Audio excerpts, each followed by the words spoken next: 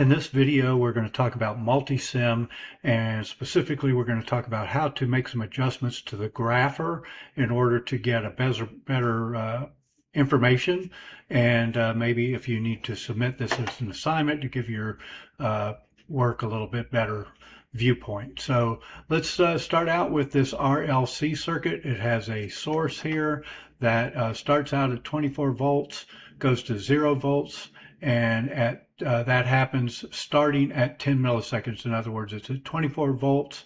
10 milliseconds later, it goes to 0, and it takes 10 nanoseconds for it to go from 24 to 0. And we've got a couple other values here. So the first thing we need to do is put some probes on. So I'm going to put a probe here that's going to analyze the capacitor voltage. So remember, when we put a voltage probe in, it's going to reference ground from this point to ground unless we put something that tells it we want the reference to be somewhere else.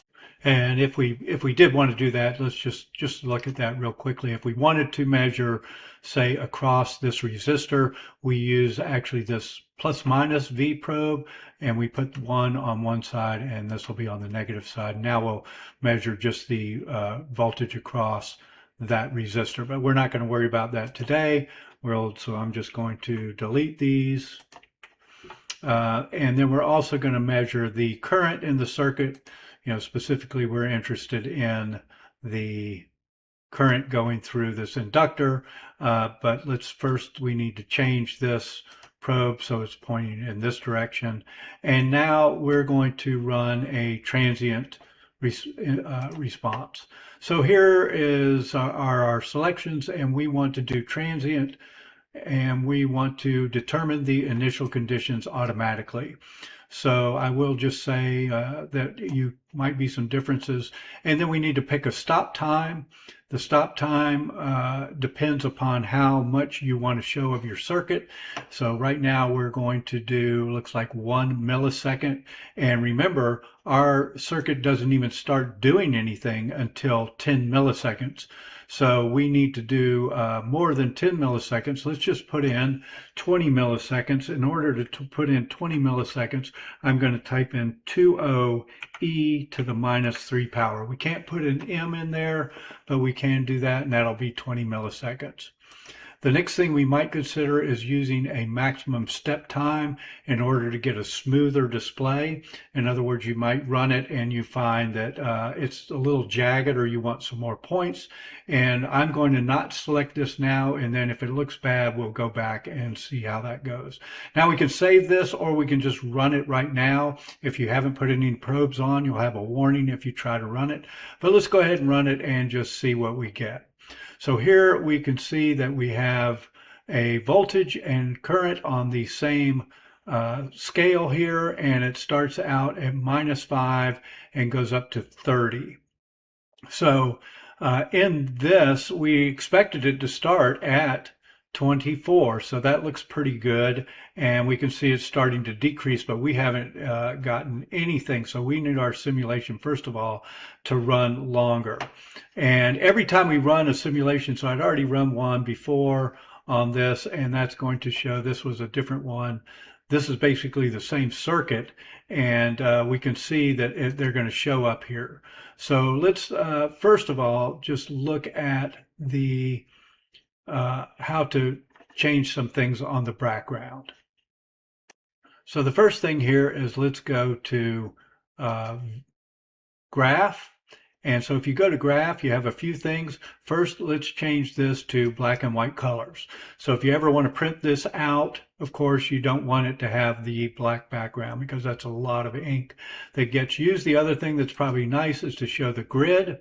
And then we can see which things are being displayed down here. We have 2 probes. Both of them are checked. If I uncheck one, it's going to just remove that. And then the other thing is, I can click on this, and notice how this red little arrow changes. It didn't uncheck it. I'm just saying, all right, now you can see these points are being shown up here, the data points, and the data points are being shown down here. So one of the problems that we're going to have here is that this scale is going to work fine for voltage, but not for the current. But first, let's go ahead and change the scale so that we can simulate a little bit more. So I'm going to close the grapher now, and let's go back to our transient simulation, and we definitely need more than 20 milliseconds. So let's just go out to, let's say, 500 milliseconds. So 500 E minus 3, and then let's run this again. So again, you may have already done some work where you know about how long you need to do, and it looks like probably we're getting to a steady state out here at, say about 350 or 400 milliseconds. So if we wanted to, we could run it, say, to there and get pretty much all the data we need. Also, notice how down here in the bottom, we've got some, raggedy edges. So again, let's close the grapher, and we're going to change some things here in our transient simulation. Now let's just go out to 350 milliseconds first of all. So we'll change that to E minus 3. That'll be our, actually not 0.350, just 350 milliseconds. So 350 e to the minus 3 power, and then let's click this maximum time step, and notice it comes out. This is how big, every one of these, every point is going to be taken at 1 times 10 to the minus 5th seconds. So we can make this even smaller by making, say, 1e to the minus 6 or 1e to the minus 7.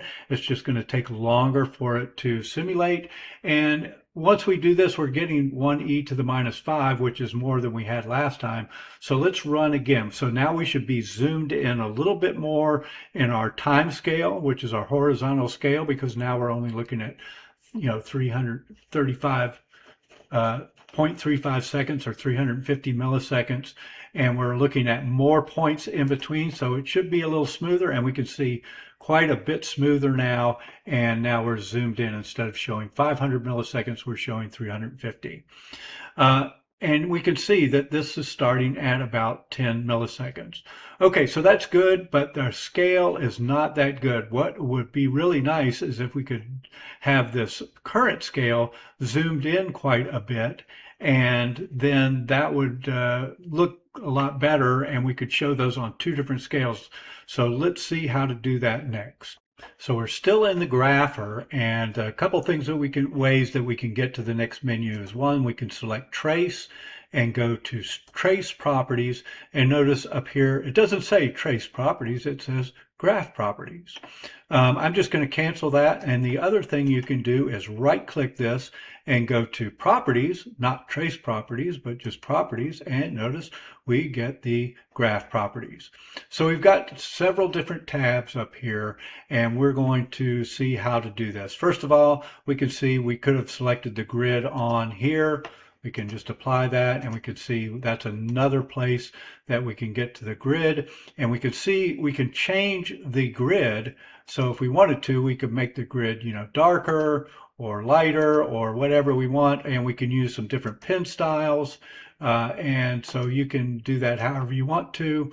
I think we had gray here selected before, and then so we can see we have the selected trace. That is shown down here, 1 or 2, right? The selected trace. We've got 2 traces, so we'll only have 2 numbers to select from here. But if you have more probes, then you can select each one of those individually, and you can put the different values here. And then we've got cursor things we can do here, and then we can also change the title of this to something else, whatever you want there, and you can change the font. But let's look more at the traces. So we have trace labels. We can change those values here. We can change the names of these, but the trace number for this current is number 1. And it says, do we want to show it or not? Yes, we do. If the color is red, we could change the color, and it's showing it what it looks like. And we can change the width actually of this now. And so you see, if I apply that, it makes that one better. Okay, we want to show the trace lines.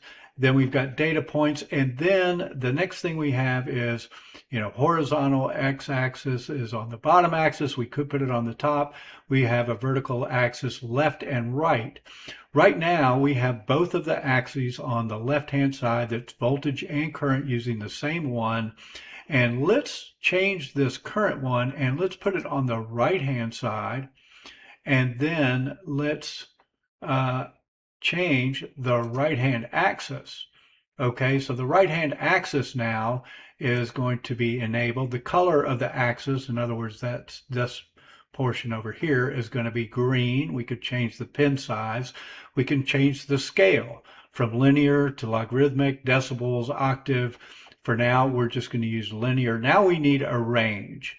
So a couple things that we might consider is, well, I don't know how big this range is, but it looks pretty small. Looks like we're, definitely less than 1, maybe even smaller than that. So let's just make the minimum, let's say 250 M, and the max, let's say 250 M. Let's just see how that works out. There's some precision and some total ticks, so let's just put in, say, 10 ticks.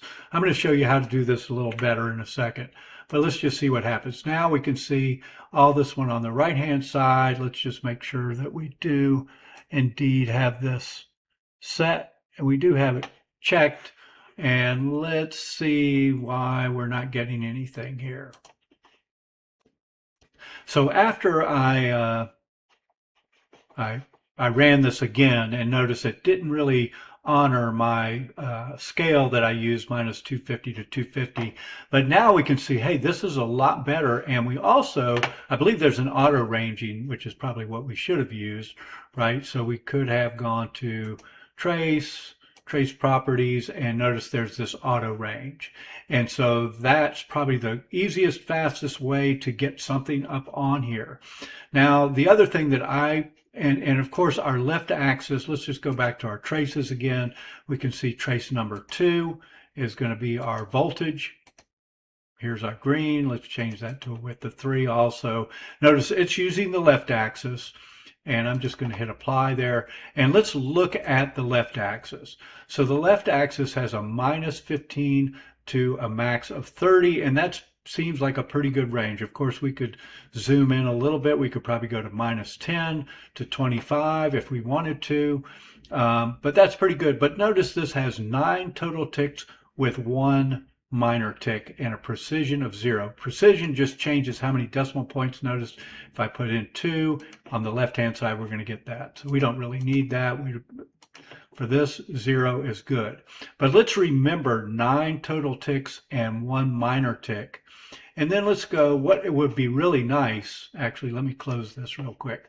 What would be really nice is notice 0 for the current is here and 0 for the voltage is here. So we can, read both of these easily, but it might be a little nicer to have both of the zeros in the same place, possibly. You might want that, and let's see how it might be easy to do, or one way to do that, let's say. So again, we have our left axis, which was our original axis, was called voltage and current. I'm just going to cut that, okay?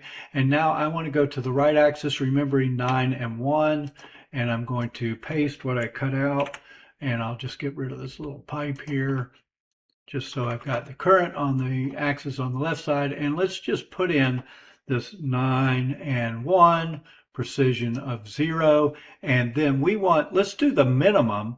So notice our minimum here on this side is 1.0 to 4. Well, what if we went from minus 1.5 to 3, right? So let's kind of get a similar scale here. And so let's go minus 1.5. And let's make this top one 3. And so I'm just using like 1/10 And let's just see how that works, and let's see how that does.